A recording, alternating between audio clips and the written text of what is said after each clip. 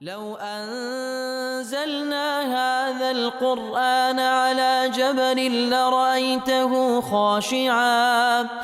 لرأيته خاشعا متصدعا من خشية الله وتلك الأمثال نضربها للناس لعلهم يتفكرون.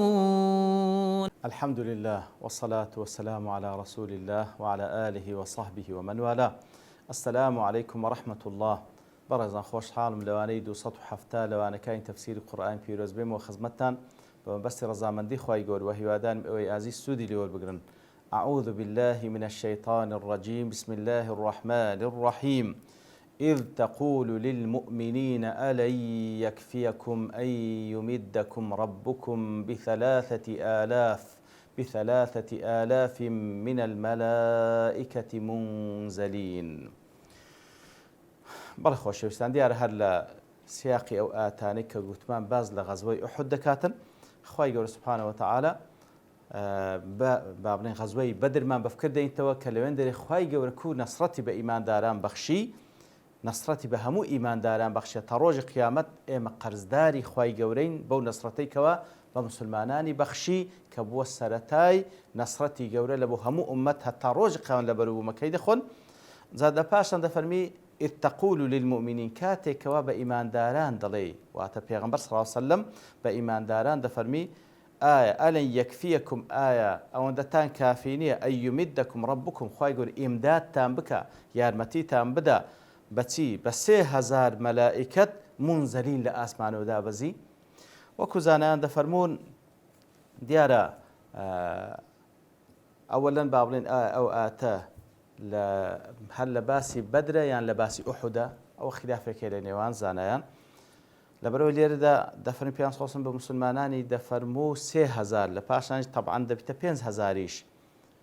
بلام أويكوا معلومة وكل سورة الأنفال خواهي يقول باسي شر بدر دكات غزوي بدر لأن دفرمو 1000 ملائكة مشاركة أنكر 1000 ملائكة لو زورق لمفسرين دلين أو آتانا لباسي غزوي أحدة لباسي غزوي أحدة هندش دارين نخير هاد لباسي بدرة بلام بفعلي بيان صوت فرمي 3000 بس ياخذ 5000 بي بلام دفرمي هزاريان أو يكلا أحد أو إلى بدر لصورة الأنفال باسكرة هزاريان مشاركة يعني بفعلي أو أنتكش لدواوي آمادبون إيتر أبزت سلة بدر بيت سلة أحد بي أجر لتكان باز لبدر بيتن أوا ديارة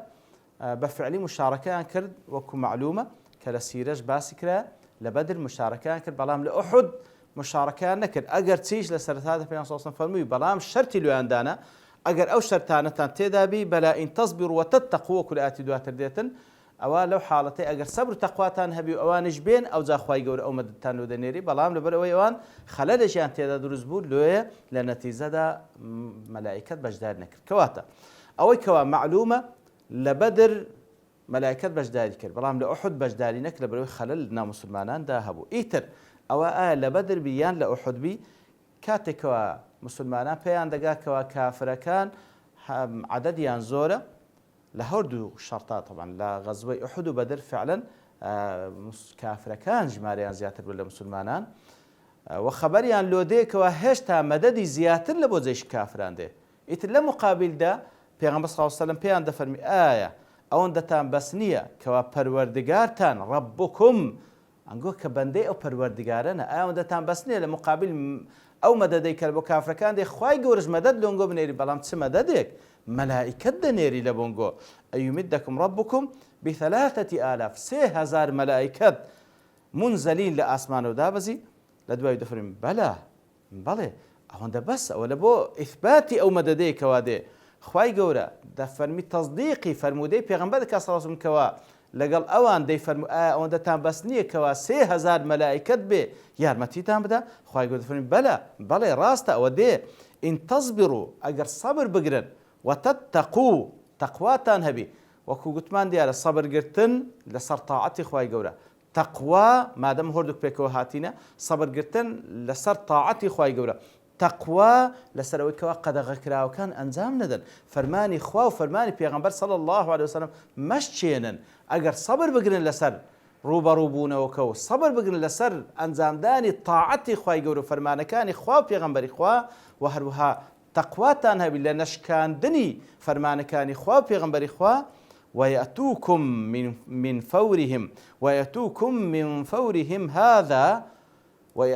فورهم هذا يمددكم ربكم ب5,000 من الملائكة مسومين أجر صبر بقرن أجر تقواتان هبي وأوانش بين كواتا كاتك وصبر تقواتان أوانش هجومتان لوبين من فورهم هذا من ساعتهم هذا فور وكلنا أخوش من ده فوري هات يعني بلقي لسر مسارعة بلقي لسر پلكردن بلقي لسر كاتيشي كمو خيرا لو يدلي من ساعتهم هذه واتا بلي اگر صبر بقرن تقواتان هبي وجيشي كافرانيش بين ويأتوكم اوان بين سرتان هجومتان لو من فورهم هذا هل لو دقي اوان بك بخير ايدي تلاتان يكسر يمددكم ربكم ب5,000 من الملائكة مسومين كواتا اگر صبر وتقواتان هبي اوانش فعلا هجومتان لو بينن بپلو لو دقي خواهي قورج يكسر يمددكم ربكم مددتان لو دنيري ب5,000 ملائكة نكهرسي 5,000 ملائكة مسومين لوين دلي 500 فرمي منزلين كلا اسمان وداد بزنتك براستي جيجا ملائكتان لاسمان بيزقلوا ملائكتان كوا خواهي قورج كاريان بي راس بارديا لسر رويزايو مثلا هر انسانك بابرين دو ملائكة قرين مان لقلا لبو كارو كردو كان ما بنسل حفظة مان لقلا بلام أصلي جيجاي ملائكة كان همولي آسمانا آية أون دتان بسنية كوا 3,000 ملائكة لآسمان دابزن خواهي يقول فهم 5,000 ملائكة أو زار مسومين ديتن يارمتتان دا بو شرطاني كوا باسكرا مسوم تسيا واتب نشاني شر يان بيوه نشاني جنگ وقتال يان بيوه كوا كوبري متخصصا لقتال دين لبو يارمتي تام بدا لبو كوا يارمتي تام بدا ذا طبعا وكو دواتري باز دكوا ما جعله الله الا بشرى او لبو مججيني مسلمانانا وزادي سانج دلينو اجر ليردا خلافه بين علماء لا بدر بيانصوص مبين في فرميان لاحد هندك دين هلا بدر هندش دين لاحد اواني كذا لأحد دين لبرو الا سوره الانفال باز دكاتن كوا 1,000 ملائكه بجداك واللي باس سيو بينزي دكا كوا تقول احد بلام لبرو الشرط كان لنا تجي او ملائكه بجداري نكر هندش دين اخر هلا بدر بلا لين دري باس 1,000 كلي باس لسيو بينزي دكا بلام 1,000 ملائكه بجداري كر بفعلي والله اعلم اثر لبجداري كرني ملائكه وكل صحيح مسلم ده لابن عباس دجت خوي يقول خوي لباب رازي باز لبدر دكا وبينما رجل من المسلمين يومئذ يشتد في أثر رجل من المشركين أمامه ضليكاتك مسلمانك بدواي مشرك كوتبو كوال بردستي هل ده للشرطة إذ سمع ضربة بالصوت فوقه لسروي خوي جويلا دنجيك بو دنجي صوت قامتيك وصوت الفارس يقول إتر جويلا دنجيك بو كواكسيشي سوارتاك قصيدة كرديقو أقدم حيزوم برو بيشكوا فنظر إلى المشرك أمامه لو كاتي أو دنجي جوليبو أو جاء تمشى مشرك كيكر فخر مستلقيا سبحان الله قال أو دنجيو أقدم حيزوم برو بيشكوا حيزوم ليبدا تمشاكر مشرك كي بيشي كو تخواره مستلقيا لسرفشت فنظر إليه كتمشاكر فإذا هو قد خطم أنف تمشاكر كبوي برايته وشق وجهه كضربة الصوت وهروها دمتساوي الشق بوا وكبري قامتي زور بقوتي بيكوتيا كبوي بريو دمتساوي الشق كرديا فاخضر ذلك أجمع دمتساوي شي كسق بو هموي فجاء الأنصاري فحدث بذلك رسول الله صلى الله عليه وسلم يتروا أنصاري هاد فرمي يا رسول الله مشتيشي وهم بيس لسروم دا صوتي كاتو مشركة كي بيش مكوت خوارو أو شتي بسر هاد بيان صلى الله عليه وسلم فرمي صدقت راز دكي ذلك من مدد السماء الثالثة أوان لو ملائكتاني كواخواي قرب مدد ناردبوي لأسمان السيم وهاتبو سبحان الله يتر ششت داني لبدر بجداريان كد برامو كوت مال أحد كبجداريان نكردي لبر أوي أوان شرطكانيان ليناها تجي لبرو كاري خواي قوري هموي بشرطة بمرزة كمرزكي لنها تجي إن تصبر وتتقوا أو تقوى لوين دخل لك وتنايبوكوا فرماني بيغمبري كان صلى الله عليه وسلم أو بنزا كسي كداينا بن لسر شيء أحد أوان كديتيا مسلمان لسر تاي شركة دا نصرتيان بدا سيناوتيان نبادا هندق لو أنواع فكر كدوا تواو شركة كوتاي بياتي با امش لغنيمة بيباش نبين هات نخواري هرسندا أميركان قتي مرون إتر أوامري أشكاندو لك نتيجة دا ليان صورانو والحاصل شرط كان لأنها تزيل أبو بجداري كردين ملائكة إتر بجداري كردين ملائكة وكل بدر ككرا سئل الإمام السبكي ما الحكمة في قتال الملائكة مع أن جبريل قادر على أن يدفع الكفار بريشة من جناح برسالة الإمام السبكي ده كان باش حكمة سيئة لقتال الملائكة لقل إيمان داران نك 1000 و 3000 و 5000 تنها جبريل عليه السلام بتوانا كخواي جور باسي دك ذي قوة هندبت صلاته هندب قوته بهذا جبريل بتوانا كوا كافر كان هم يدفع بريشة من جناحه كشصد باله بيك ريشي بالكي خوي دتواني هم يندفع بكاتا فأجاب بأن ذلك أراد أن يكون الفضل للنبي صلى الله عليه وسلم وأصحابه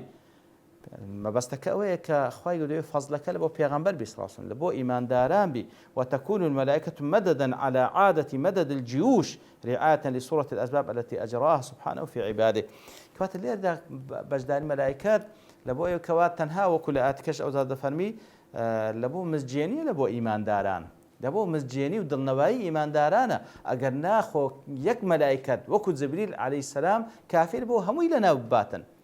بەڵام لێرەدا خوای گەورە سوبحانەهو وتعالا دەوێت شەڕەفەکە لە بۆ پێغەمبەر بی صلی الله علیه وسلم لە بۆ ئیمانداران بی و جەیش مەلایکەتش وەکو مەدەدێک و دڵنەوایی بی لە بۆ ئیمانداران بە هەر حاڵ ئەوجا خوای گەورە سوبحانەهو وتعالا دەفەرمی وما جعله الله إلا بشرى لكم ولتطمئن قلوبكم به كواتا هاتني ملائكتكان لبو تسبو وما جعله الله إلا بشرى لكم لبو مزجيني ودلنواي لبو إيمان دارانا ولتطمئن قلوبكم به تاوكو دلكان ترددي تيدا نميني ترسي تيدا نميني دلكان مستقر بن دامزرين كسك كوا خبري بي بدري كوا ملائكتي آسمان هاتي مددي دكا ضلي بي خوش دبي مستقر دبي ترددي تيدا نميني كوا تهاتني ملائكتو أو مجدير لنا خواي جورو لنا پیغمبر صلى الله عليه وسلم لبو إيمان داران بس لبو أو كوا ضليان بي خوش بي ضليان مستقر بي ودامزراو بي وما النصر إلا من عند الله العزيز الحكيم كواتا زور مهمة نصرت تنها لله خوايا سبحانه وتعالى نصرت نبى ملائكته نبى قوة إيمان دارانا نبى السلاح إيمان داران نبى عدد إيمان دارانشا أو أنا هوي أسبابا أو كوا مطلوبة إيمان داران خوايا يقلاك من لبو خواي قولا نصرت تنها لله خوايا ملكي خوايا والله يؤتي ملكه ما يشاء خواي گەورەش نصرتي خوي دەبەخشی بە کەسانێک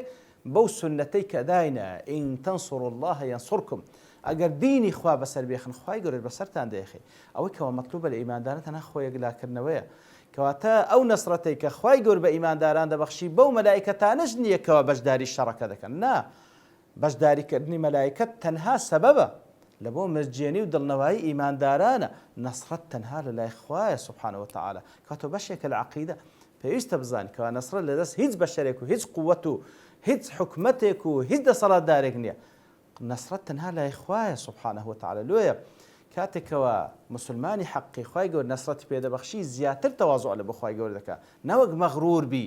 إذا جاء نصر الله والفتح ورأيت الناس يدخلون في دين الله أفواجا فسبح بحمد ربك واستغفر لو تماشا ذاك پیغمبر صلى الله عليه وسلم لپاشوي كوا خوای گەورە ئەو نەسرەتێک گەورەی پێدەبەخشی بە تایبەتی لە فتحی مەکە مشهورة للسيرة كوا بين صلى الله عليه وسلم كاتكوا داخلي مكة دبي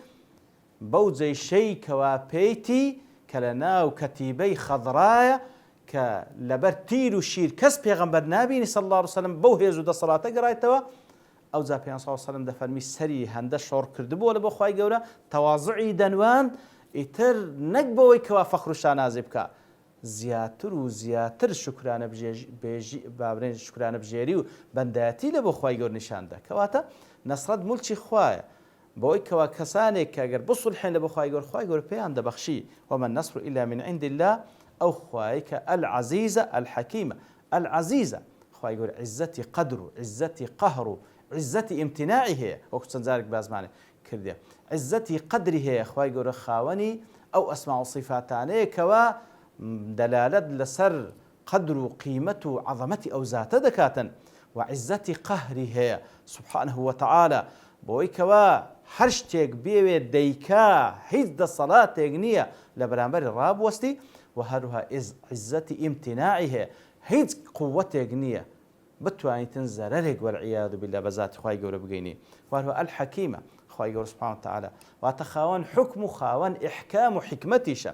خاوەن حکمە هەر خوای سبحانه وتعالى حکمی شەرعی هەیە و حکمی قەدەریشی هەیە حکمی قەدەری خوای گەورە نافزە لەسەر هەموو بوونەوە بە مسلمان و کافرە حکمی شەرعیشی دەنێری لە بۆ ئیمانداران کە ئەنجامی بدەن پاداشیان بداتەوە و هەموو حکمە شەرعی و قەدەریەکانیشی ئەو پەڕی حکمەتی تێدا لە جێگای خۆیتی ئەوجا ئەگەر لێت دیار بیان لێت دیار نەبی فعلا هەموو کار و کردەوەکانی خوای گەورە حەکیمە ئیتر لەگەڵ ئەو عیزەتەی کە هەیەی حکمەتیشی هەیە هەموو قووەت و عیزەت و دەسەڵاتەکەی لە جێگای خۆی بەکاردەینیتن ئیتر دیارە هێشتا ئاەتەکان باز لە غەزوەی ئوحود دەکاتن بەڵام لەبەر تەوابوونی کات لێرە دەوەستی بە پشتیوانی خوای گەورە لەوانەی داهاتوو دێنەوە خزمەت ئاەتەکان و زیاتر باسی لێوە دەکەین وصلى الله وسلم على نبينا محمد وعلى آله وصحبه أجمعين وآخر دعوانا الحمد لله رب العالمين لو أنزلنا هذا القرآن على جبل لرأيته خاشعا متصدعا من خشية الله وتلك الأمثال نضربها للناس لعلهم يتفكرون